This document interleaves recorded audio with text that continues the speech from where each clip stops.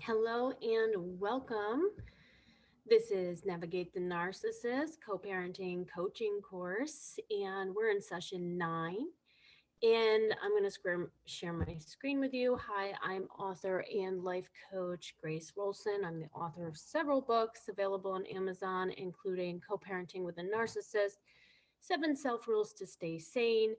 I'm doing these 12 videos to guide you emotionally through navigating the narcissist and everything else that we have to navigate. So I hope you've been watching along. This has been free to my members of my Facebook group so far as an introductory and thank you. And hopefully this helps. What I'm trying to do is share my wisdom. So while every case is different and every story is different, you might pick up bits of wisdom that apply to you. My tip for this session is don't be codependent.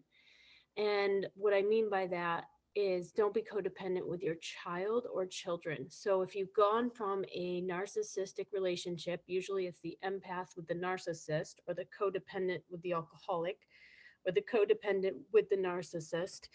Um, we then shift, we're not in the relationship with the narcissist doing our giving and caretaking, enabling and pouring ourselves into.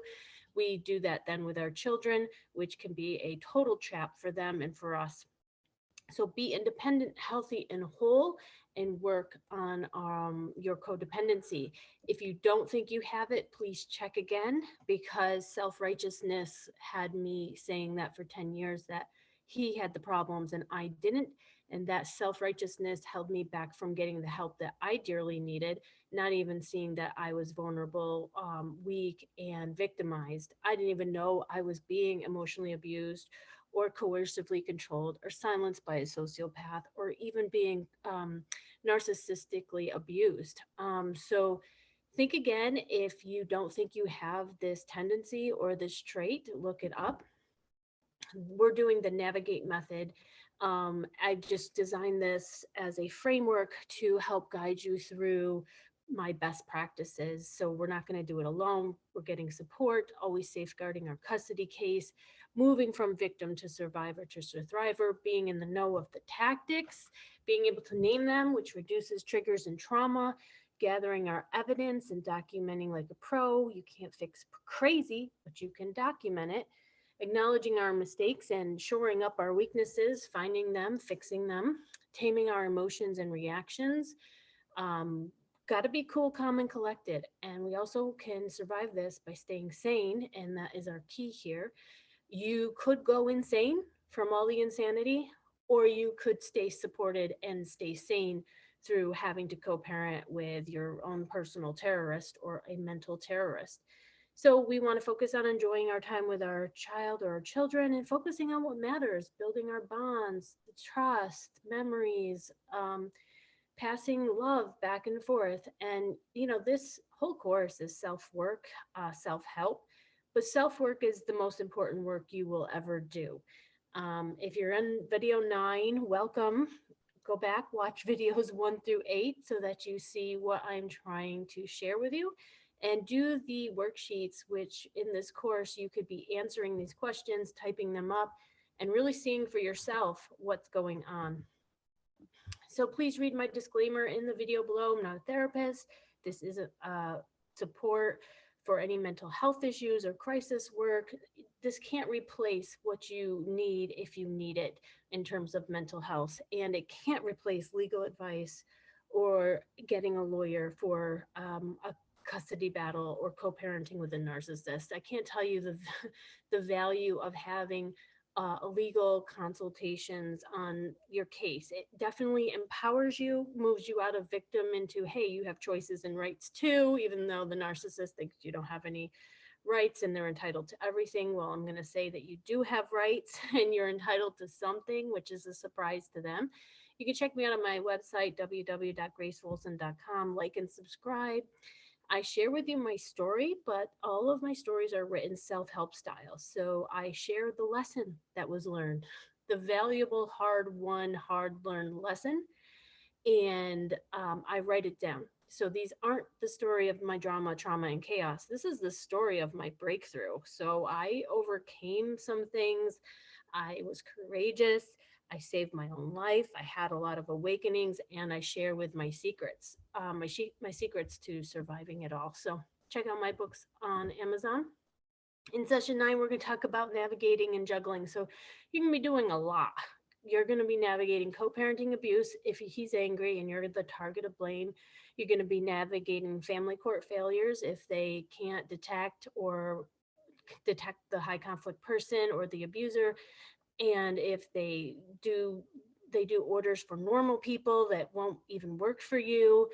If they get it all wrong and get who's the problem wrong completely, you're going to be navigating your child's trauma if they're narcissistically abused, and their needs. If they're young, you're navigating small child's needs. You're navigating your fears. You might be navigating your lawyer's mistakes, incompetence, or just lack of expertise in dealing with a narcissist or a sociopath. You can be dealing with incompetent professionals that have been turned into flying monkeys and minions by your ex, doing smear campaigns, sabotage, poisoning the well tactics. See why it's so important to know the terminology of what's being done to you. I can easily tell you what someone is doing to another person to victimize them and narcissistically abuse them, and I know the counter tactics for them. So you can educate yourself. I get you're going to be navigating your grief, your sadness, your depression, maybe your shock, maybe betrayal, maybe being replaced and cheated on. You got to be navigating those emotions too. Then you're navigating the stress and trauma, because some people have been brought through family court so many times that they get a letter in the mail and it's from an attorney, and they panic and have a small mini panic attack. You're going to be navigating the financial, because most narcissistic abuse victims are financially abused as well. So navigating, there's a lot. If you see how much a single mom is navigating, I do this for moms because I'm a mom, but it could be a dad that goes through it. It's just I'm not from that side of the equation. But you see, if you're a single mom, look at how much you're up against. It's definitely the underdog trying to come out on top. And so think of everything that happens as a test of your strength, as something that will strengthen you, as a challenge to overcome.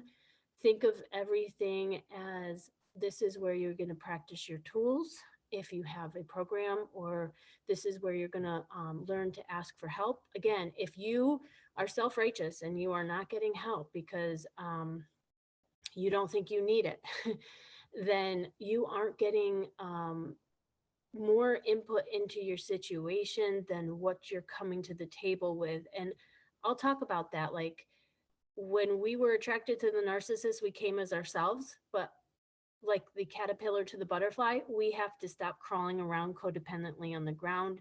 We have to cocoon ourselves with and come out, emerge with wings and fly and change. So we have to undergo a change.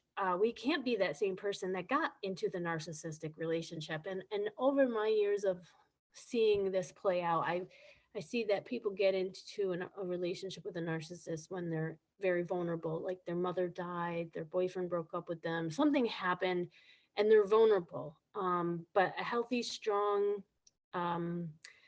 person isn't someone that a narcissist can easily take out. It's when you're in your strength, surrounded by friendships. Maybe you broke up with your best friend, and then boom, the narcissist shows up and finds an easy victim to emotionally attract and attach. You get a covert narcissist. So it's important that we be strong. And when your energy is cut into so many pieces, you can feel fragmented, which is why support is important. So if you are constantly focused on all the problems the narcissist makes, your energy will be sucked into a black hole void to just endlessly be dissolved and drained. So focus on the solutions, which is taking things one day at a time, taking one issue at a time, and not focused on his problems, the problems he creates, as much as the solutions that are there for you. So some of us needed a court order because going up against the narcissist, getting the narcissist to do anything cooperative wasn't working. but they had to somewhat cooperate with a court and a written order. So that would be one of the solutions, is to obtain a court order. If it's nonstop ongoing problems, it can sort a few things out, and it also gives you recourse, meaning if they can't follow a court order because in their mind there's no authority higher than themselves, then you have contempts and leverage to use against the narcissist if they come back for any attacks. Sometimes by getting a court order and being brave enough to go to court and getting something down, it can make them run away with their tail between their legs if they've got a past history of DUIs or criminal history, if they're scared. So you have to decide what is best for you. But our solutions that we're going to focus on are gratitude, coping skills, protections, and our life, not their life. So if you're breaking no contact by watching their life on social media, um, in any way, shape, or form, it's going to be triggering. You see the new girl, you see the new family, you're going to be triggered. You're breaking no contact, which is giving you more trauma.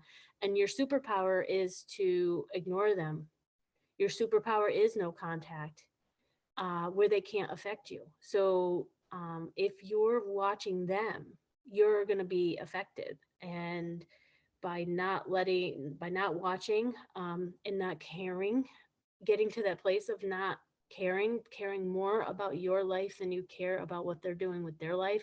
And I recently talked to someone who had a narcissistic ex-girlfriend and a child, and he kept yelling that he didn't care, but everything in that conversation said he is so hurt, he is so broken, it's been years and he hasn't healed and he doesn't care with an exclamation mark. So clearly he cared that she's moving on, doing whatever she wants, being happy. He hasn't moved on, he hasn't healed.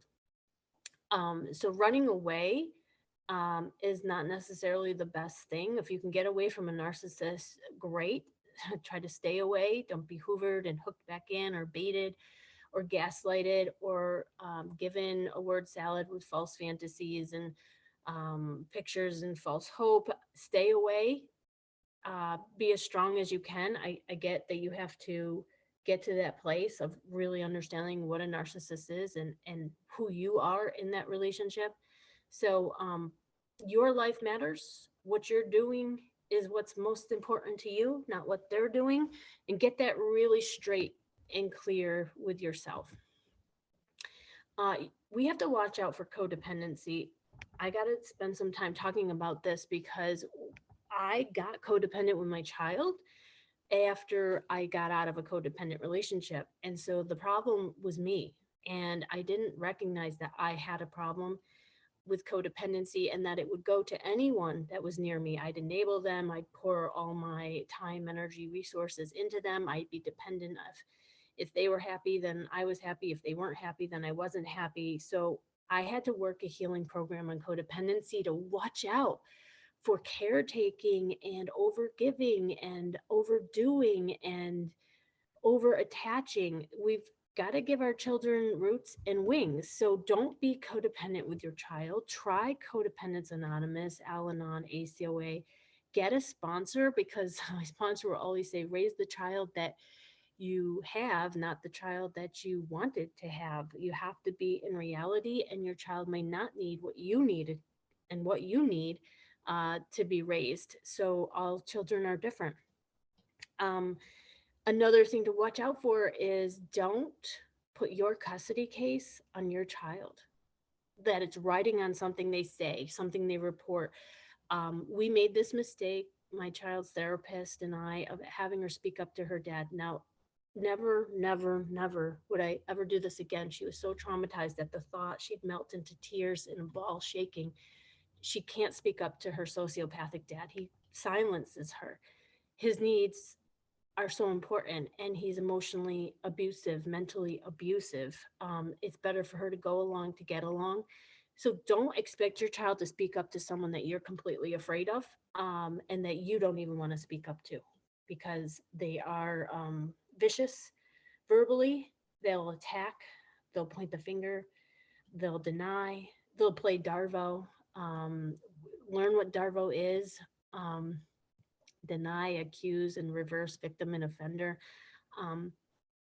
That is so awful to have happen to you. So your custody case has to be based on you, your lawyer, and professionals and allies of your choosing and documentation. It can't be on your child, no matter what their age. I made this mistake. Our children are trying to survive a hostile relationship, and they know that if they say something negative about the other parent, they will get in trouble. My daughter was terrified of anything she said getting back to her dad because a few things did. And so she didn't trust anyone. And it was her emotional survival to not go against the more the person she was more afraid of. So just like if you're the safe parent, you're going to get all the lashing out, crying episodes because you're safe for them to have a feeling and be themselves. But around a parent that they got to hold it all together, they don't express their feelings and be themselves necessarily. They do it around the safe parent. And I first was so upset, like, how come I got to get all of the brunt? But what I was getting was the trauma of being around him for even 10 minutes.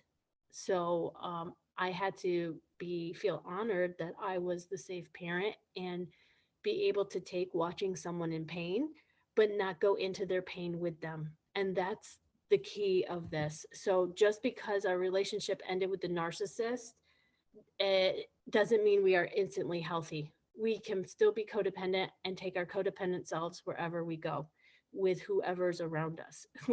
We're the fixers, the helpers, the healers of society. We if you read my first book, I talk about the different cells of the body and the different functions. And so we go around wanting to fix and help and care and caretake. And we got to do that in places that it makes sense for society, like elderly, animal shelters, young children, because we can still be codependent even when we've left a codependent relationship. So if we're codependent with our children, it can be similar to excessive emotional and psychological reliance on a person. And I say, for example, if they're okay, if we're okay. If they're not, we're not. There's key there. So we have to hold an emotional standard of health and maturity and reasonableness and to be well balanced. We can't be falling apart because they fall apart. Then, like I say about pity, you don't go down into the pit of pity with someone who's in self-pity, because now you're both of you are in the bottom of the pit. Who's going to help the person out? You stay up out of the pit and you call to them and tell them you believe in them and there's so much to be grateful for. You don't go down into the pit with them. Yes, you can empathize and sympathize and be compassionate, um, but you can't go and have their feelings too. And sometimes it's not good for us to keep. It's important that we validate our children's feelings. That's important. Otherwise, they'll keep telling us they're angry. You're going to say, I see that you're angry. I see that you're hurt. And I would be hurt too. However, the way I've got to look at this is we have to get through this. And the best way to get through this is with a good attitude. So, share your feelings, but we're going to have to switch and shift out of feelings because feelings aren't necessarily facts. They're feelings. They come and they go. And it's emotion, which is like energy in motion. And that's why we always went to a playground and we do dance and we move the energy and motion through out of our body, which trauma can get stuck not just in the mind and the body, it's the subconscious. So going to yoga, move, going for a run, going for a walk, shifting physically to get that energy out. And we need to be the strong, mature, healthy adults who are fully supported on this journey. So we need the emotional support to be an emotional support, but we have to watch out for codependency. If you're codependent with your child, you've gotten too close. You're their crutch. If you're their emotional crutch and they don't have self-soothing tools and they don't have their own supports, that's where that should be ding, ding, ding. Okay, I'm the only person that can calm them down. That's codependency. They're codependent on you. You're codependent on them. It's going back and forth. There needs to be some other tools besides you to, like they say, we give them roots and then we give them wings. They have to be able to fly out of the nest without us. And it was so painful because when I had less time and I knew I wasn't there to support her, but guess what? She learned to cope. She actually picked up some good habits and some bad habits to cope, but nobody's perfect. And you don't want to be hard on a kid who learned how to lie because they have to be around liars and that's how they can survive. So I just told her, like, when you're with me, you tell the truth. When you're with your teachers, you tell the truth. If lying is what you're doing to survive over there, then compartmentalize. She even told me she had to learn to argue over there. So she picked up arguing as a habit, but it was a way to emotionally and psychologically and psychically survive when you're being under psychological attack. So she got stronger. I told her, boy, you could be a lawyer with that amount of arguing and defense and speaking up. And so we've got to watch out for codependency. And that means a healing program. That doesn't mean saying you're codependent, but not doing anything about it, saying you've got codependent traits, but not addressing those. So codependents often don't let go. And if they let go, they leave claw marks. So find out how you can learn to let go. If your mind is stubborn, if you have a stubborn streak, if you're willful, if you are a truth teller, if you are a whistleblower, if you are someone that is too intense, please get codependency recovery. This can help your whole custody case, yourself, and your child to not be codependent, to see them as individual functioning adults with different strengths and weaknesses and having a completely different experience than you instead of projecting onto them. So we get accused of it a lot, but emotionally, I did project myself onto my child. I knew what it was like to be around him, and it was pure terror. But she was a little bit stronger and wasn't coming in that relationship from my angle. Me getting out of that relationship and healing gave her the backbone of strength to survive it, because she had a safe place to land. And it really wasn't her reality. It was how she had to be when dealing with a toxic person. And that's how we coped when we were there. So focus on yourself. If there are any hints of codependency in your relationship with your child, I really want to have you watch out for this and find ways to be independent, allow them to be who they are, let them have their own thoughts, be okay if they think something totally different, not be crumbling with codependency. And then brings me to my next thing, be easy on yourself, because when you're easy on yourself, you'll be easier on your child.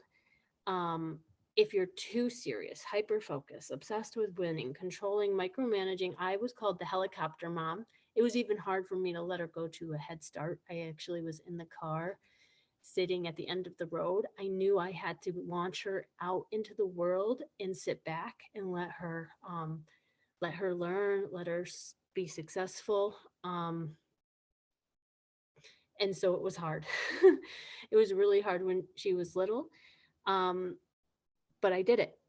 And I also want to say that if you are fighting with the narcissist and resisting something he's saying, it could persist, and try dropping the rope. If there's an argument that goes back and forth, I've learned to use the we statements of, well, we see it very differently. I don't go back with my complete picture and thought process, and I don't go back with a long defense. It's, oh, well, we see that differently. If you're pushing and pushing for one thing in the family court, I've seen moms push about a school, and because they created this, they attached themselves to this thought, and they resisted the thought of the child moving, they suffered greatly, and that carried on. The narcissist, oh, that's the one thing they want, well, I'm not going to give that to them. So there are ways when you're negotiating with a narcissist that you can not pretend or seemingly not care about things, so that they don't find something to grab onto to be problematic about.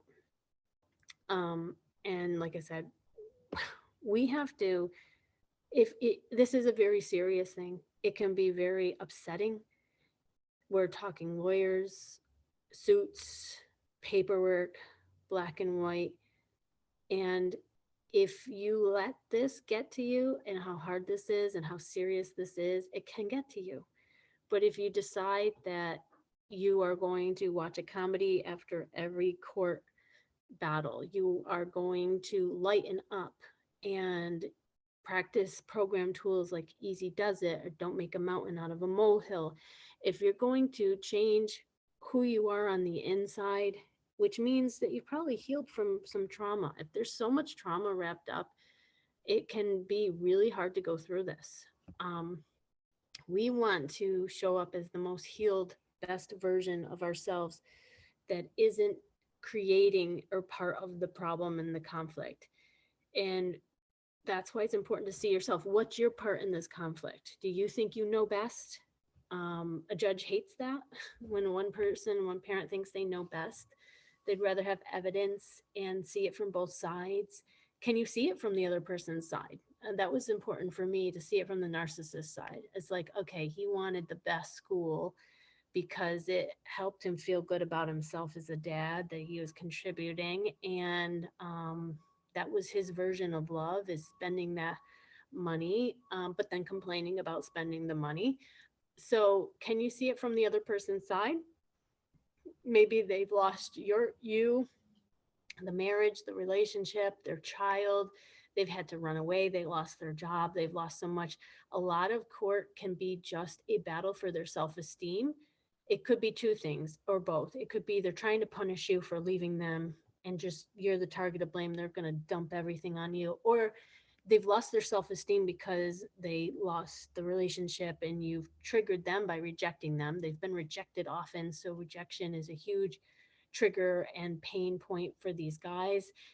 So they might be just going through this family court thing to get their self-esteem back. They've lost their power, the power to control you or be liked. And so you might be going to family court for more reasons about them than anything about the child. So just know that this might be a process of them learning where they can't win, because they often think they can have everything and it's up to the courts to let them know they have to share, which they don't want to hear that they're equal to the other party in any way, shape, or form. So it might be a learning process for them, and they might have a learning disorder, meaning they have to repeat the same lesson over and over. And someone who's codependent often repeats the same lesson over and over of getting hurt and burnt. So everybody has problems. Codependents and narcissists each have their own specific sets of problems and lessons that they're not learning. So you might have to just go through this whole journey, your journey, learning, healing, growing, and their journey of making mistakes and causing their own problems and failures. So while you're going through that, our children have to navigate this too. And we want them not to just attach to us for safety and hide behind us. We want them to be resourceful, go out into the world and live happy childhoods. So it's our job to launch them. You know, we don't want to have a failure to launch. They hid behind us because the world is too scary and their dad is too scary. We want them to be able to face the scary things and have a safe sanctuary to come home to. We want them the freedom to formulate their own opinions and ways to cope. That means they do have to struggle. So just like anything, you get muscle by the struggle. Like, I guess if you open up eggs on baby chicks, if they don't use their muscles to peck their way out, and this applies for other animals too, if they don't peck their way out, they don't strengthen the muscles they need to then fly and survive. So they might have to peck their way out of some of this and adopt coping strategies. But if you're asking your child to speak up to save your custody case, or to speak up to the narcissist or the sociopath to put them in their place, and you probably are putting them right into the line of fire and adding to the trauma. We don't want to add to the trauma, so that we might have to stay out of a lot. and lighten up about it. So if you make this heavy and you haven't lightened up about things, even the worst things I've seen people laugh about, find a way to lighten up so that this doesn't become such a heavy burden that it impacts your relationship with your child and their childhood. That brings us to refilling, resting from battles. So we have to take care of ourselves. So if your child has a therapist and adjustment counselor, but you don't, that means you're not taking care of yourself. So I've seen so many codependent parents. Their child has, my child had like 2 therapists and early intervention worker and a social skills worker. And I had like half of what she had, but really I needed more or as much. So you're going to need those supports and downtime, space for self reflection, to do some soul searching and to do healing. And um, what you do for your child, what you do for yourself, benefits your child. If she's, say your child has a mom that is peaceful, mature, adult, supported, reasonable, um, not easily triggered, can laugh, can joke about things, can give the child choices and let the child and back off. I mean, I'm just saying, like, think of that version of a mom who's balanced, well adjusted, and well supported, well represented in court. Like, if you have a lawyer that you know wins against the other lawyer, or the judge really likes, you can sit back and say, they got this. That's their job, and I'm going to do my job.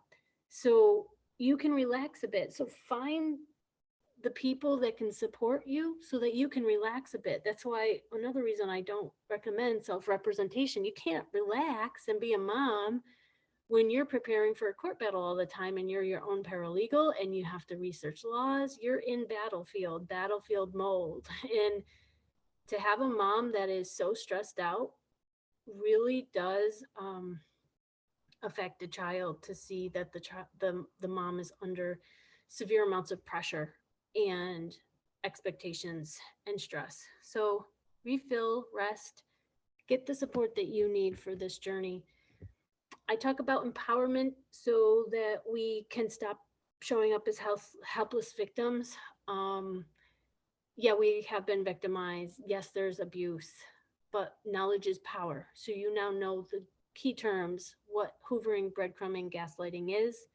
You know what flying monkeys, minions, sabotage, weaponizing the children is. You know the terminology, you know the cycle of abuse, you've seen the power and control wheel, you know what post-separation abuse is, you know what financial and legal abuse is. When you can show up and say, yes, I've suffered financial and legal abuse, but blah, blah, blah. When you can say but and just state what happened, you're moving into the empowered version of yourself. So see what a fully empowered, fearless version of you would be doing right now. Maybe write that down on those worksheets, and always go back to what you want. And if what you want is a life that's void of a narcissist and the impact, then that's at the top of your list. And peace, you got to let it begin with you. There's probably rights and choices that you have.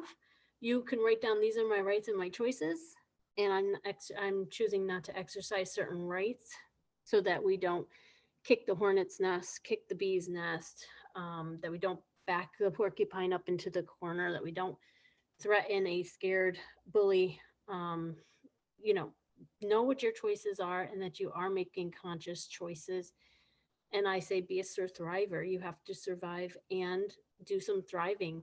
Um, know that you only have so much emotional energy, so you'll have to conserve it. Conserve your emotional energy for good stuff too. Typically, a codependent is a very serious cat, and there's not enough play. So I had to make times for play. Like, if you have to designate Sunday is board games, card games, play, go to a water park, go to playground safaris, make time for play, that's going to help you get through this. And every step, that you take as the empowered version of yourself, every healing step that you take, if you're doing a narcissistic abuse recovery healing program, Codependence Anonymous by phone at noon every day, every step on this journey to your healing and transformation counts. You might not see things happening. Maybe you're the caterpillar that's dissolving in the cocoon in the chrysalis and turning into something else. Let your child see your transformation. I'm all about transformation. That's what my books have done, transform bad circumstances and situations into learning opportunities and a chance to strengthen and come out stronger and better than before. Let your transformation happen as you go through a journey. And one of the parts of the hero's journey by Joseph Campbell is you get a mentor. And some of it is you go into a cave, and and some of it you find allies to help you through the battle. So they're stages of the hero's journey. And are we there really saving ourselves or our child or both? So I learned that I had to save myself before I could help save my child. And she was saved from an alcoholic dysfunctional home, and she was spared a lot of early childhood trauma. She still has trauma, but like I said, I consider it that pecking, the strengthening she needs to get through something to survive in the world, because sheltering her completely would not help her be strong in the world. So I had to let her struggle with some things, which is learning to let go. A codependence, like number one thing they need to learn to do more easily. Because like a butterfly, butterflies don't get involved in other people's animals' business. They flutter freely, they come, they go from flower to flower. They're not involving themselves in other people's problems, but they are being an inspiration to all of us in the way that they live their life. So we might not be able to protect, totally influence, but we can inspire. Inspiring our children is way more powerful than preaching. So showing up healed, empowered, fearless, healed, whole, and healthy means a lot to our children. My book got a little bit of a makeover, so you'll see it on Amazon. It's Co-Parenting with a Narcissist, 7 Self-Rules to Stay Sane. It has an update in there, 2022. I didn't know that dads would read my book. It's got a flower on it. It's a survivor story of a single mom. But there's an update in there of how I did that transformation process. Book number 2, How to Fight a Narcissist in Family Court, are my super smart strategies. I had to strategize. I was learning my lessons. I learned many of them the hard way. So if you can learn and not have to make those mistakes, learn all that you can from my story and see if you can apply it to your story. My number one goal was safety. It should be your number one goal too, safety, even if that means that you forego certain rights for your safety. There are crisis hotlines that you can call, warm lines. When you're in survival mode, you do have to lay low, go under the radar. There's different things that you might have to do psychologically to be in survival mode. When your children are very young and you're under heavy attack, you have to be one way. If your children get older, you might have to be a different way. And we do have to change and shift with the needs of our child. So they might have a lot of needs, 10 and under, less needs, 10 through 12, even less as they get older. And we have to lovingly back off and let them be. And we go into different modes of survival. Maybe you're surviving a teenager. I don't have that book yet, but that can be part of your survival journey, is surviving those teenage years. And if you have an ex that is somebody scary, this book might help you feel not so alone. My 4th book, How to Survive a Custody Battle, is with a narcissist. When the family courts are forcing you, they want you to, you have to. If you don't, they'll give the narcissist full custody. You have to follow along and play the game. even if it's not fair, it shouldn't have to be a game that's played. Sometimes we have to play, and we have to play the way that they want us to play, not the way we want to play. So again, watch out for self-righteousness, that family court is not a straight line. Everyone that says, "Oh, I've got all this," and they're going straight in, I already know that they don't know the maneuvers and the zigzags of family court, and they are headed straight into a trap that they set up in their minds with expectations that they have enough evidence, and that's what's going to get presented. Your case is as good as your lawyer can present it, and lawyers that are great on the phone and one-to-one with you may not be the person you want in trials in front of the judge, presenting your case in a way that will influence the judge. So you have to learn to let go of those expectations, not live in nervousness and not cave into hopelessness, but get prepared and then get somebody to work with that you can organize your thoughts. Because someone like me that strategizes, we're going to put what's on top priority, and we're going to leave a lot of the details out. So you're not going to use every single slight and offense that you've taken from the narcissist. You're going to focus on the most important things, the top three, and let the rest go, so you don't get bogged down in details and lost in the details and sidetracked from details. And a narcissist, I tell you, a narcissist wins by destabilizing the target, and they can even destabilize the child to destabilize the target emotionally. So your key is staying sane, supported, strong, to stay stable while under attack, and dealing with somebody who's disordered. So read up to chapter 9, which is the end of the book of Co-Parenting with a Sociopath. If you are reading and doing the homework, thank you for watching. I hope you're learning something. Please post below something that you're learning, something that was helpful.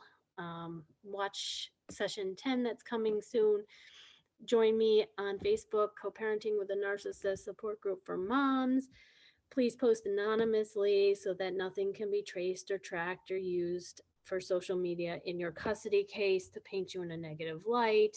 Yeah, you might be feeling like you're going crazy, but you're not going to say that with your actual name, where it can, they can have people out there, ex-girlfriends, girlfriends, people looking for information on you to use against you. So please be smart with that. And want to come out of this stronger than before. You can outgrow your problems. Your child can too. They will be growing up. That's the hope. That's the light at the end of the tunnel. They will be growing up, and we want to watch them grow and be part of their lives. So keep learning, healing, and growing to be the best version of you. There's some videos out there. It'll be included with this package, the 8 common mistakes moms make video. We've got to stop making mistakes, and we do. And traps have been set. And we are not the perfect parent, just like a narcissist is not a perfect parent. But we can get better. We can learn. We can heal. We can change. We can grow. Learn all you can from some of these videos. That's a 45-minute video. This one is a 1-hour webinar, Creating Peace, Co-Parenting with a Narcissist, How to Communicate and Have Sanity. It's so simple that it should only take 3 seconds for me to say it, but I have to hammer this home and encourage you that, yes, it was hard to do what I did to make this so simple that we dropped the rope, the ego battle stopped, and the peace was a blessing to my child. My child's actually smiling the week that I started this system, and I worked with a narcissistic abuse expert to start the system of communication. My child was smiling because everything changed. Your position, mindset, outlook, and habits will affect your child. So if it means you learning to do 2 types of things, one, get the lawyer to assert your rights and have some sort of stopgap firewall buffer boundary between you and the narcissist, but then be nice to the narcissist, cooperative, pleasant, and someone they don't deem as a threat, then you do that on the other end of it. So most narcissists require a fight. And so sometimes you have to just give them the fight, and the peace is only found on the other side of the family court war. But peace can begin with you and how you are towards them. So even if they're mean and nasty and you're being nice and kind, please keep doing the nice and kind. It will pay off, even if it takes years. So you set the standard and you reap the benefits. There's a worksheet, a document with all of these. It's actually in my 4th book, where you can just print them off, have them posted, know what tactic is being used, so that you can easily just, instead of telling your lawyer a story, this is where you can save thousands of dollars. You can say, well, he sabotaged me at doctor's offices by having private 1-hour conversations, or he's mother blaming me, scapegoating me for our child's special needs, which those are hers, or he's altering the past, and those are not true. So find the words to say it very simply and not have to tell the whole story to paint the picture for your lawyer of what's happening. Know what's happening. So that means you have to educate, and don't take it personally. This is what they all do. And if you go for child support, they might go after you for custody. If you, file anything, they might file for worse against you. That's just what they do. They feel threatened, and they're really good at attacking and fighting and battling, and their mind is delusional that they are owed everything. So claim your power by being able to say what it is that's happening. That's why a DV worker who works with you weekly, who can let you talk about the abuse and the hell of the relationship with them, gives you the voice that you need to speak up strongly and surely, knowing, validating your own reality and approving of yourself. So get that voice. One of my other helpful PDFs is Get the Right Lawyer Guide. Find ways to level the playing field. And if you can't get the right lawyer, get legal consultations and allies and assets in place. I was so resourceful. I lived with hardly anything for 10 years just to get through a battle. So maybe you have to let go of certain things and just be okay with a little, and not try to overextend yourself. And maybe that you insisting upon having a better life than you had with them is holding you hostage to not getting a lawyer. Whatever is in your way, whatever personal obstacle you have, try to get out of your own way.